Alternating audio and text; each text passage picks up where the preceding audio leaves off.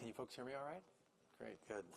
Well, and I want to thank last-minute technology assistance we have here. I think there's no shortage of irony of the fact that I'm going to be talking to you in part about technology tonight. And as they like to say in the entertainment business, never work with kids, pets, or tech. So thanks for that last-minute technology assistance. That was very helpful. And I'm just out of curiosity, I want to see how many people here are from Lenexa proper. Are you all Lenexans? Is that what I call you guys, Lenexans? Or Lenexites?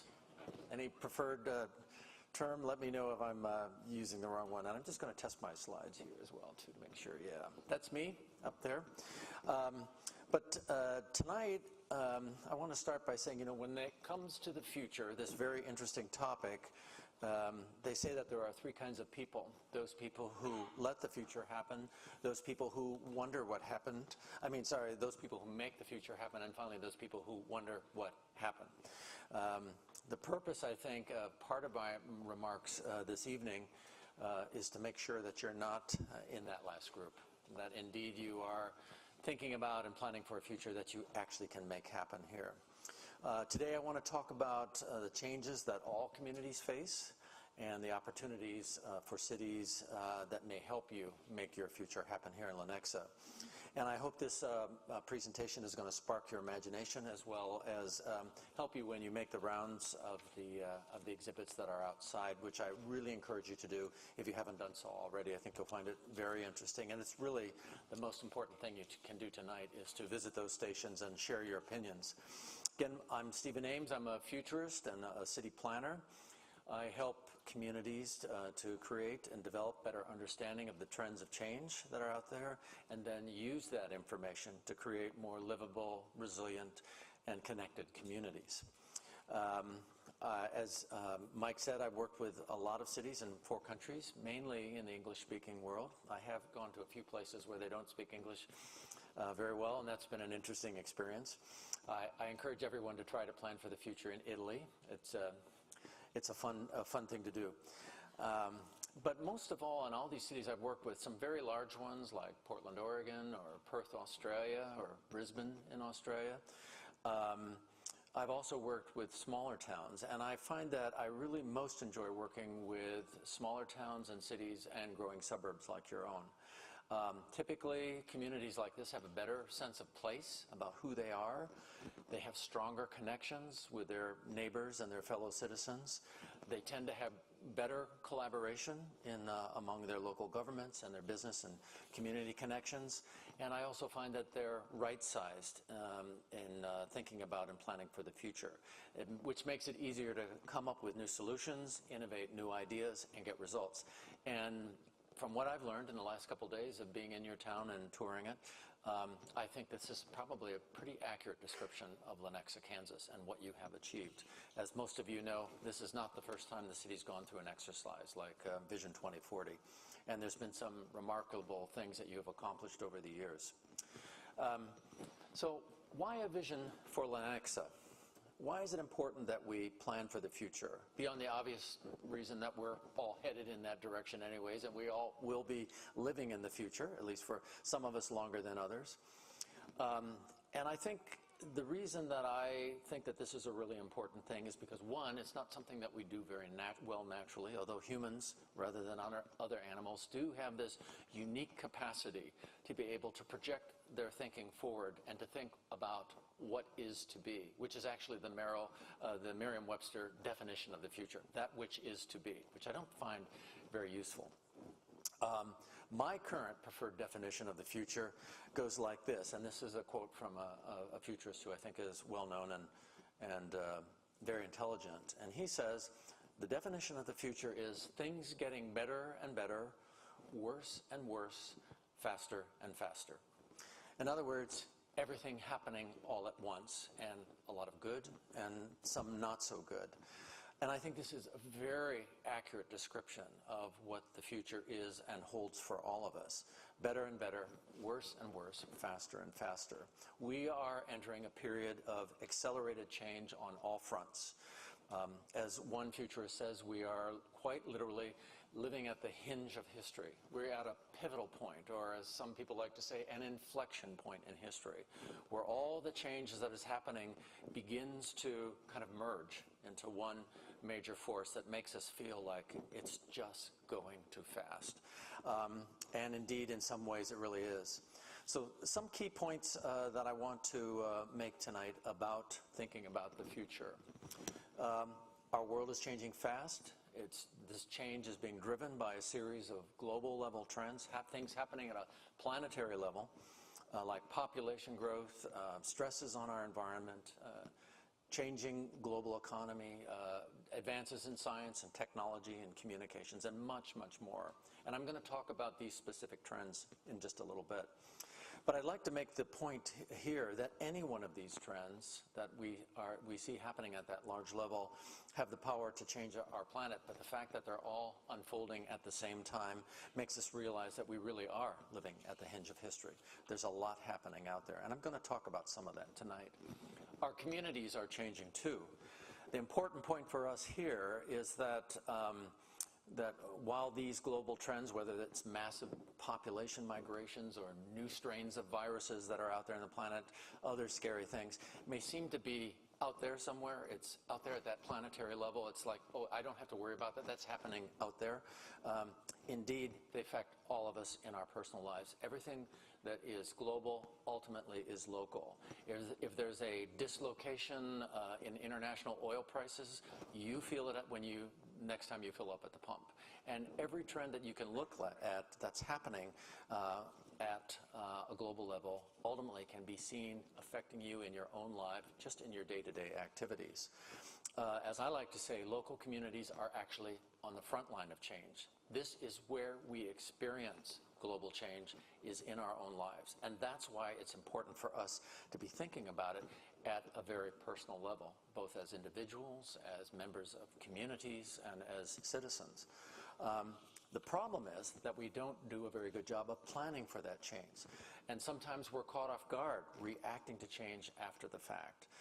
This is true for government, it's true for businesses, it's true for community institutions, and it's certainly true for us in our personal lives. So that capacity, that unique human capacity of foresight, as the planners like to call it, the ability to project oneself into the future, or one's family, or one's neighbors, or one's community into the future, and to speculate about what that might mean, is a unique muscle that we have that we don't use very well. And I'm hoping that as a result of the VisionFest tonight and thinking about your community, you'll start to flex that muscle a little bit more and become a little bit more comfortable in thinking about the future. One of the ways to think about the future is through what we call community visioning, and that is actually what the city of Lenexa is going through right now, a visioning process. This is where visioning comes in. Community visioning is a process through which any community, and I really well and truly mean almost any community, can create a strategic vision for its future and then work to make that vision a reality. The result is a shared image of what the community's preferred future or vision will be, and then ideally a roadmap to get there. Because you can have the best vision in the world, the most exciting and dynamic vision for your community, but if you don't have some kind of strategy to make it happen, it's not going to go anywhere. I liken it to having a fantastic looking car with no tires on it. You may look great sitting there in it, but it's not going to take you anywhere. So we're talking about how do we take your community to a future that is preferred as opposed to one that may not be a preferred future, or what I call the probable future. So that's just a little bit of a crash course in visioning, but my real purpose here tonight is to talk a little bit about the change that's happening out there, and then I'm going to, at the very end of my presentation, bring it back and talk to you about how this might manifest itself in the city of Lenexa. So I'm going to circle back and talk about some of those communities of change. One thing I want to emphasize, and a lot of people when they think about futurists, they think about people predicting the future. And as one futurist I know has been quoted as saying, you can't trust a crystal ball as far as you can throw it. So we're just going to set that thing there right now because it's not going to help us very much. Predicting the future is not what futurists or people who work with trends research do. What we do is to talk about forecasts and probability, and making informed choices on the best possible data that we can find. And not all data is created equal. So in terms of forecasting the future, as opposed to predicting it, the best data we have are demographic numbers. In other words, how is our population changing? How are we growing? How are we diversifying? Those kinds of things. Demographic forecasts are actually pretty good at what they're designed to do. And we can project 14 to 17 years out into the future with demographic forecasts and know that we're going to be pretty reliable in terms of being able to predict how many people will be living in a particular place and what their income and education, et cetera, will be like. Technological forecasts, another important tool, however, are not nearly so predictable. The rule of thumb with technological forecasts is about 7 years that you can predict what technology will be. And I would submit to you that that's shrinking, changing, getting smaller or less very, very quickly, because change is accelerating in the technology industry very, very quickly. Economic forecasts, any guess out here as to how reliable economic forecasts are into the future? Anybody? 90 days. There's a reason that businesses and banks do quarterly forecasting, because they know that that's about how far we can go without a lot of unpredictability coming into our projections. So even though we like to think that we can predict where the economy is going, it's not quite as easy. And weather, of course, don't believe anybody if they tell you that they know the weather more than 7 days. This is the actual truth. And I have learned this being in Kansas in the last couple days, as I've been told many times that just stick around because it's going to change in another 30 minutes. So let's go through some of these global megatrends, as I like to call them, which are the major forces that are driving our planets into the future. And this is a little bit of a, I'm going to do a little bit of talking head here, so bear with me. We'll have time for questions at the end of the presentation. These forecasts are all based from very reliable institutions, from business and science and education, everybody from the World Economic Forum to the United Nations Development Program. Population. Our population globally is growing and diversified and moving around much more than you might expect. We are now approaching 8 billion people on the planet. 8 billion people. And the projection is by the year 2050 there will be 10 billion people, so 2 billion more people in the next few decades. In the time that I will speak with you here tonight, there will be somewhere between 3,200 and 4,000 people born on the planet just in this 20 or 25 minutes. Since January 1 of 2018, there are 100 million new people on the planet. 100 million people in, 9 months. If you really want to have fun or be scared, this is better than a horror movie, go to worldometer.com and look at the rolling population forecast and watch the number on the ticker going. It will get your attention. So a lot of this population growth and migrations are happening in other parts of the world and less developed countries. A lot of the migrations are happening in Africa and Asia. But again, it doesn't mean that we are not affected by it at the local level.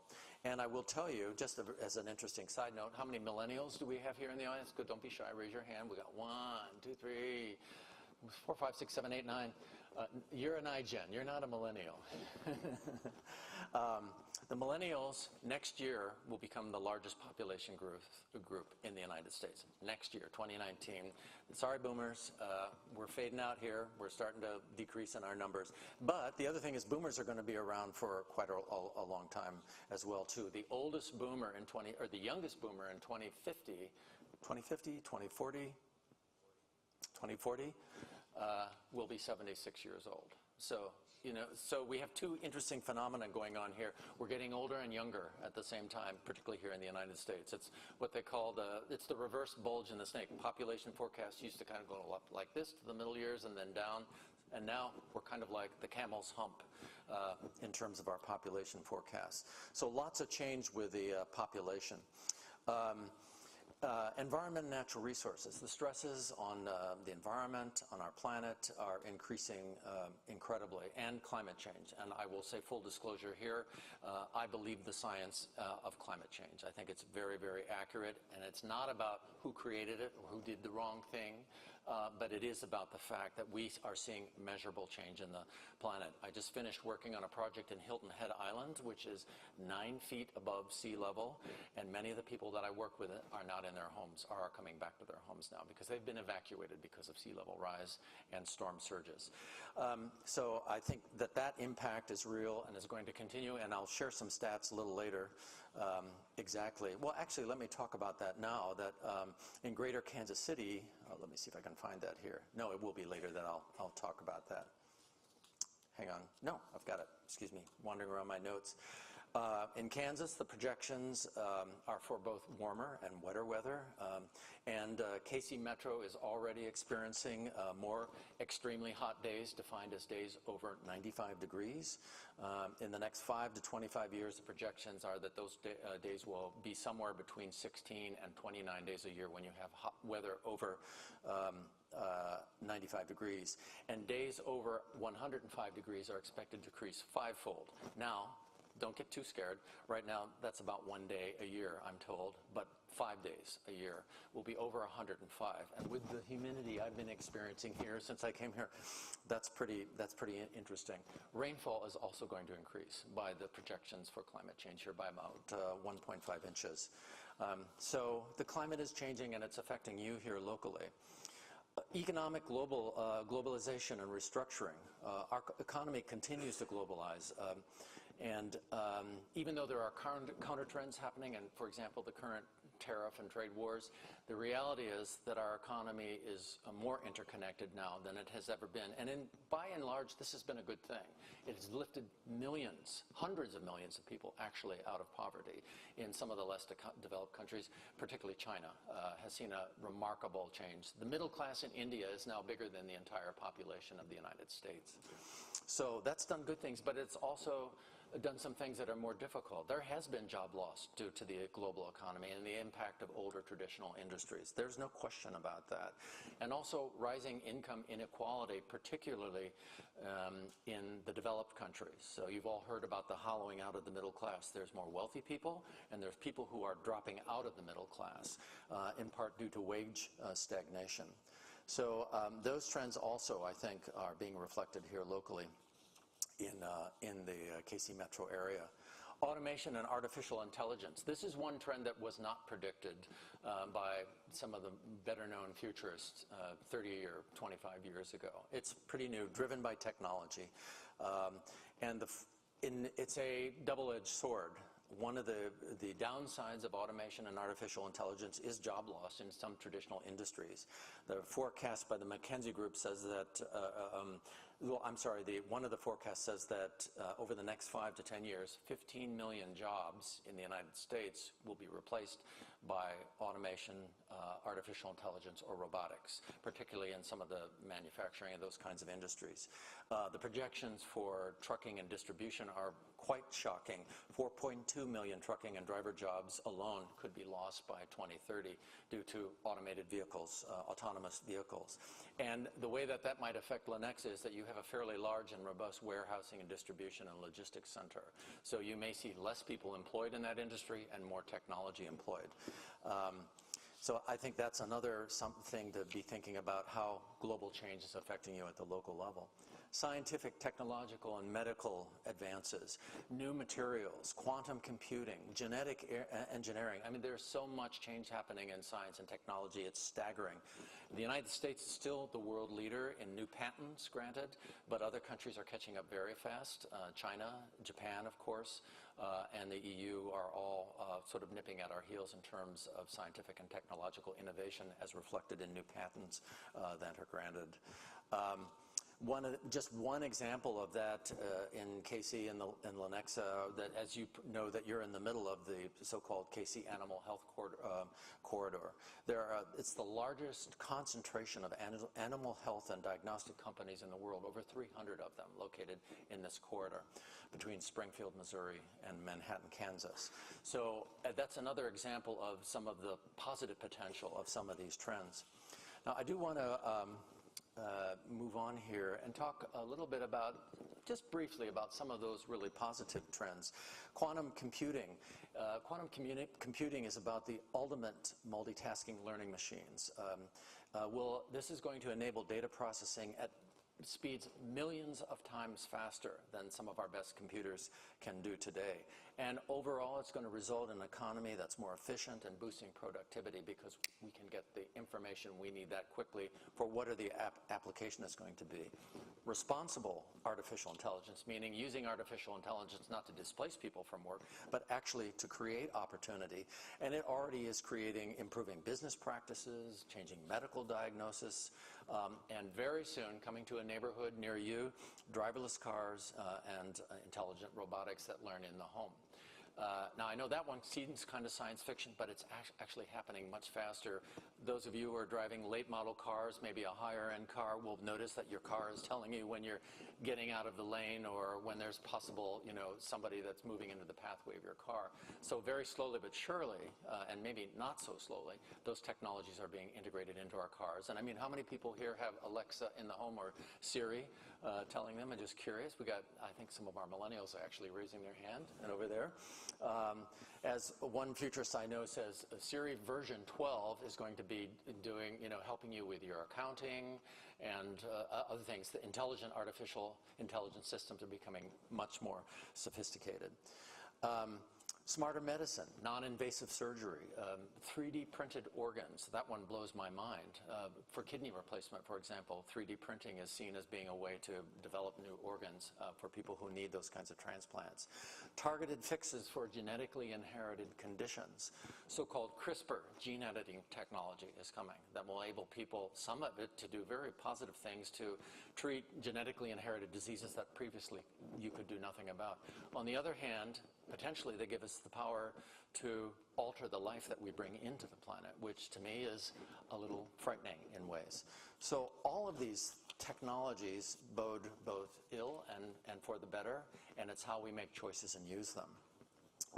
The last bit of futuring that I want to do with you is to talk with you about cities and what are the key trends that are changing our cities and suburbs. And just here's a few that I think are very relevant. In terms of urbanization, urbanization is that phenomenon that I know you're quite familiar with in Kansas, of people moving from small towns to suburbs or to large cities. That's what urbanization is, or metropolitanization. Curious, how many people here grew up on a farm or had grandparents on a farm? Lots of hands going up. So you are already experiencing that phenomenon here in Lenexa. The UN forecasts that the world's population will be 65% urbanized by 2050, and that the United States population will be 87% urbanized by 2050. So we are becoming an urban nation. What that means for rural areas, I can't exactly tell you, but I know that it does pose choices for us moving forward. Aging populations, I mentioned before, driven by baby boomers who are going to continue to kick around here I'm one of them, for another couple decades. And then, as I mentioned, the youngest boomers will still be doing that in the year 2040.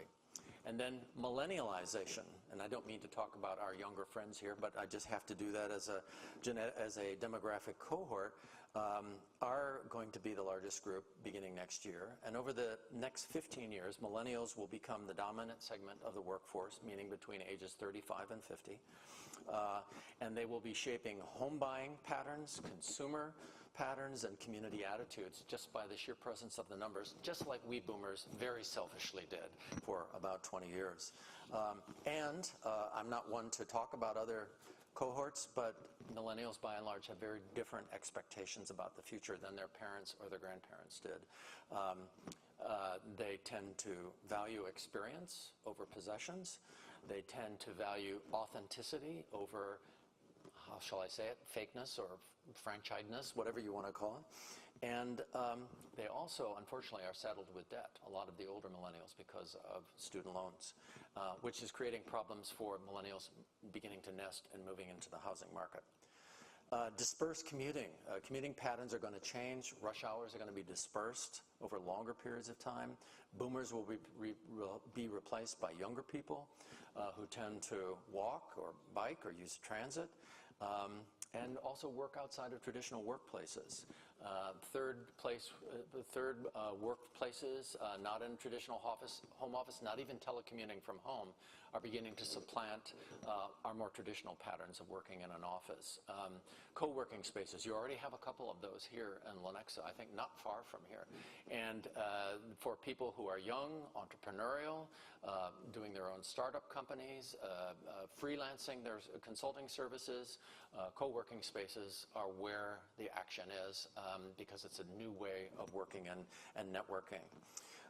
Driverless transit and similar alternatives, I mentioned it earlier, but you probably can expect public transit will be the first segment of our transportation segment of the economy to go driverless, and then possibly followed by large fleets for bigger companies. So where we can apply technology in more massive applications, but trust me, it's coming to your own car as well too.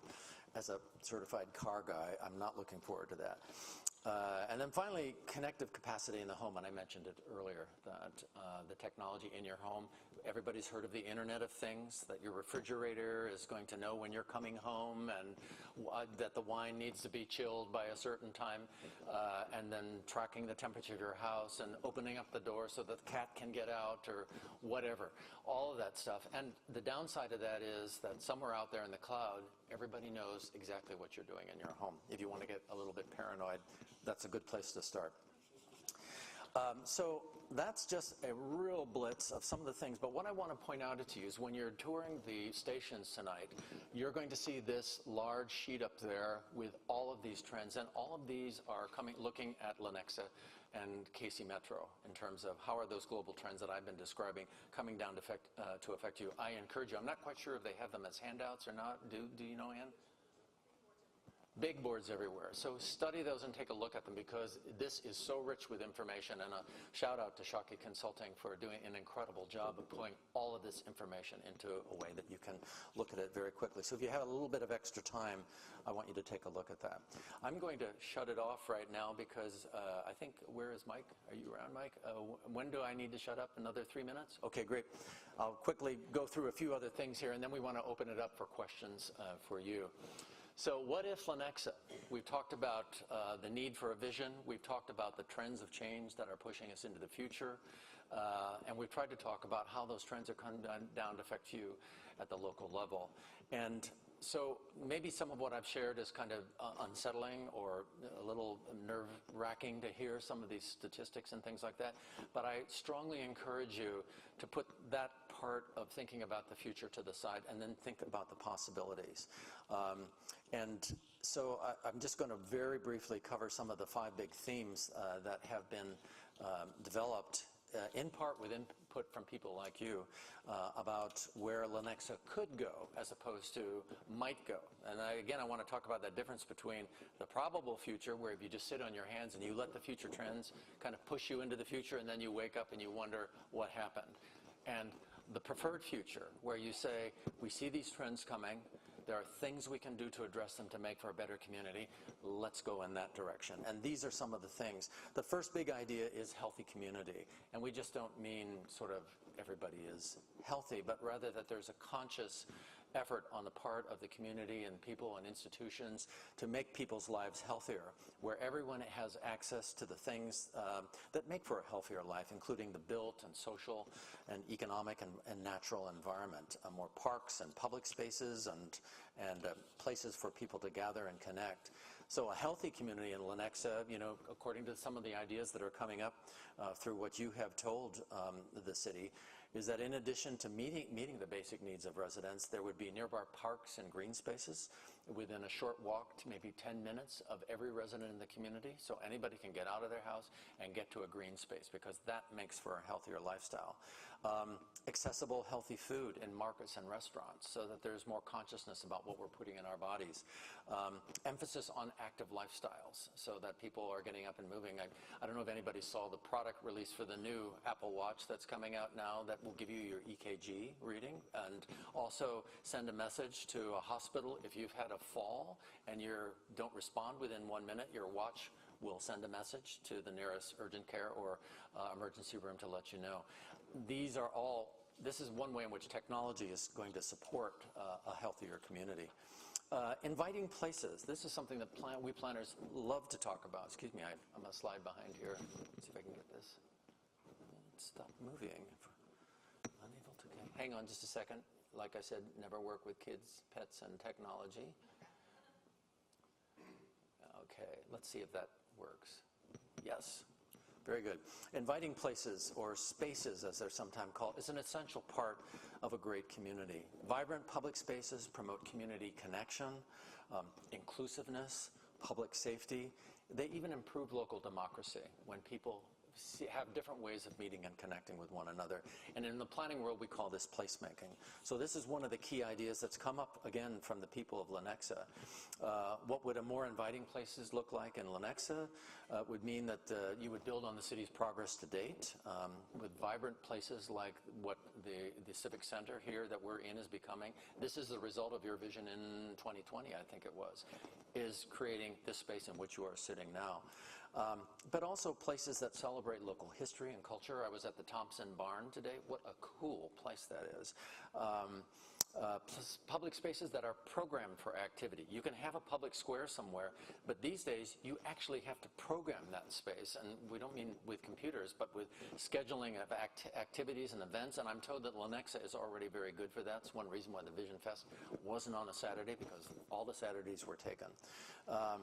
And also places that aspire for the cool factor. I live in I will admit, a pretty cool town, Bend, Oregon, where we have lots of places with a lot of millennials. And again, what they like and enjoy is not what maybe people did back in the 1980s or 90s. You don't go to malls, to look at shoe stores anymore. And so authentic places that have culture and history and experience behind them, I think, are also part of those vibrant places. Just a few more things, areas I want to touch down on, and then we'll open it up to questions. Vibrant neighborhoods. Everyone needs a roof over their head, but not everybody can attain it.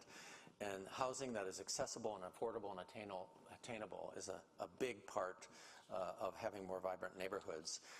Today in the United States, a household with one full-time worker earning minimum wage, so that maybe they're working at McDonald's or wherever, cannot afford a fair market rent for a two-bedroom apartment in any major metropolitan area in the United States. If you're working minimum wage, you can't afford that lifestyle. Something's wrong there. So it might be partially income, but also it's the availability of houses for people. And I will say that I've heard that apartments and multifamily housing is controversial here in Lenexa. But I would also say to you that one thing I would recommend is open up your mind and think about the different types of multifamily housing or what we planners call missing middle housing. Not 10-story high-rises, or not single-family homes, but all the choices in between, and there are a ton of them that you can see happening around the country. Cottage communities, accessory dwelling units, or granny flats. There's all kinds of ways in which you can address the housing problem without building just traditional apartments. Integrated transportation and infrastructure, I think, is another important thing. We know that the smart city is coming. Kansas City is already working on becoming one of the first smart metropolitan areas where embedded sensors, communication technology enable our infrastructure to work much more efficiently. And I think this is a huge area of innovation that's just around the door, particularly with traffic and transportation control. If you add that to driverless vehicles, it's going to be a whole different picture. And I would forecast, not predict, that that's probably going to happen within the next 5 to 10 years, that you'll begin to see that shift. And I think the Lenexa is very well situated for that. It actually has fairly good connectivity, meaning a good street grid with connections already. And so I think that you will probably see something like that happening here sooner than perhaps in some of your surrounding neighborhoods. Innovative economy. I think this innovation, I'm working with an innovation district right now in the state of Washington, which is a way of trying to formalizing that informal process of people who go to co-working spaces and network and meet and use their laptops and the internet and all that stuff to generate new ideas and employment. Innovation districts try to bring university research, corporate research units together to create new industries in particular communities. So I think the innovative economy is something that holds great potential here in Lenexa.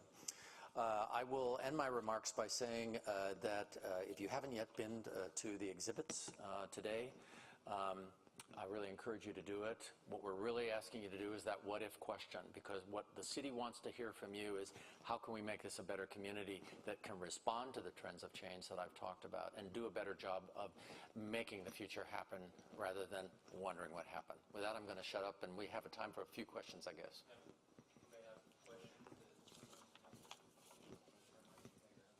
I'll start with the guy right in the middle with a great blue T-shirt on.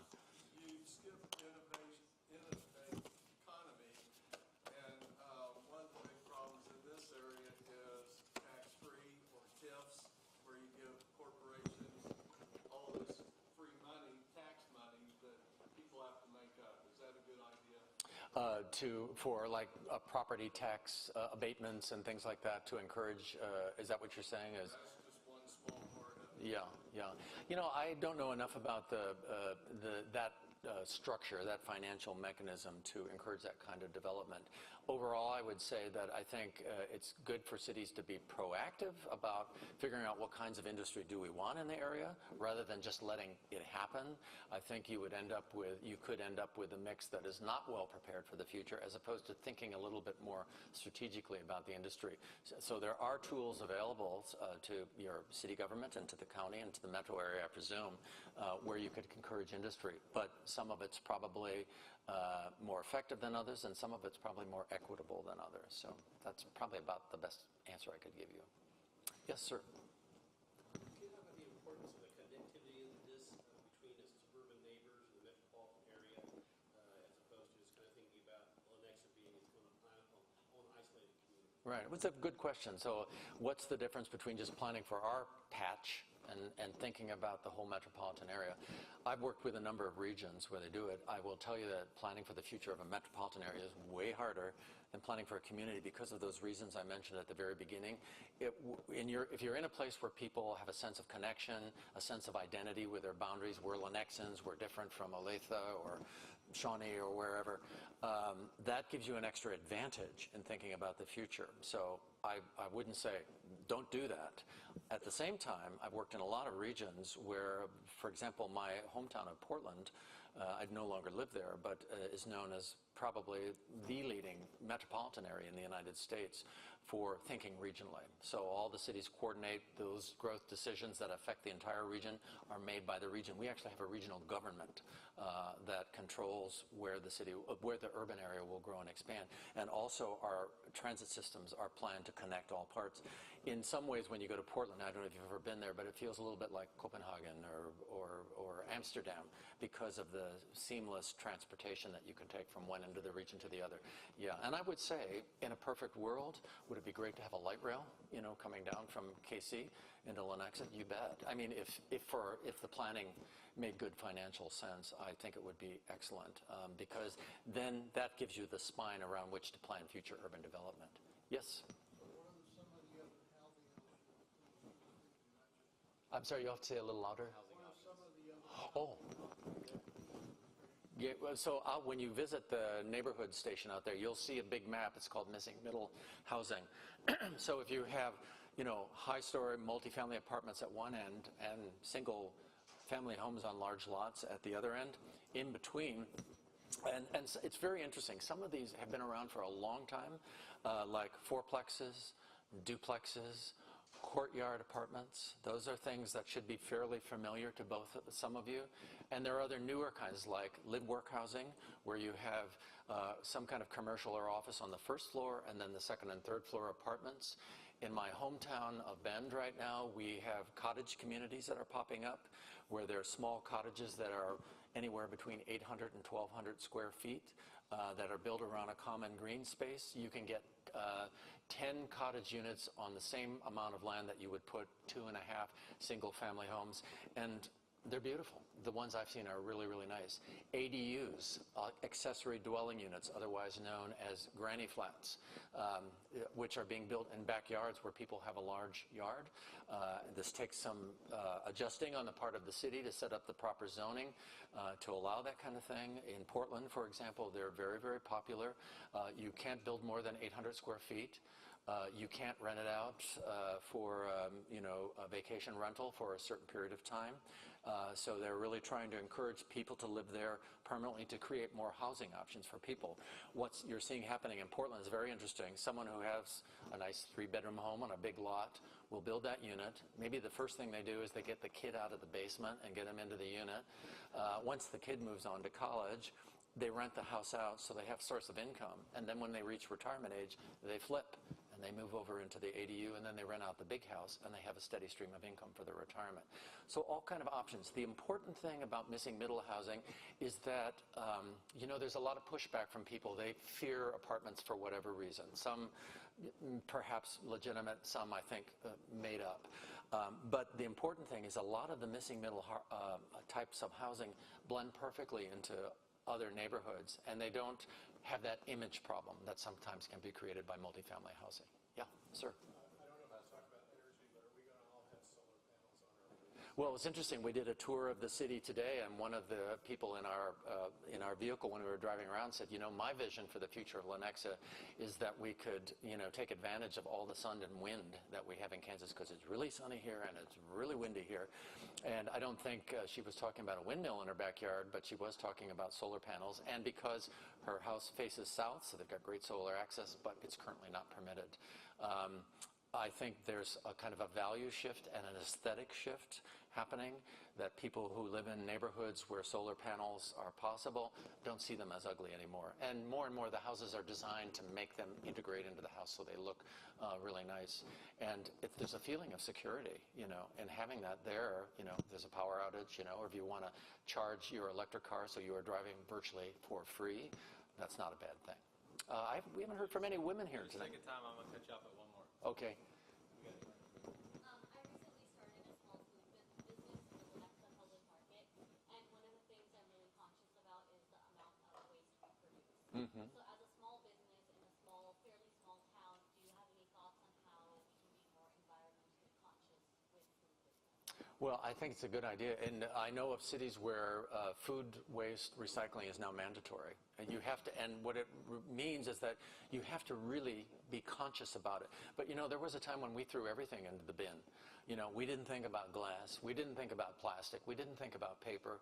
And really, come on, folks. I mean, how hard was it, to start pulling the bottle out and putting it in a separate box? It's not a big deal. Why can't we do that with food waste? Also, commercial food waste recycling for units like yours is really important. And the problem is you have to have a market for your recyclables. You have to have a place for that waste to go.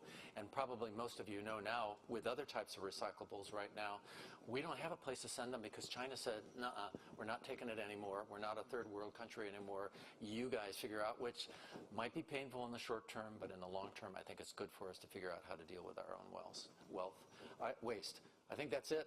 For the sake of time,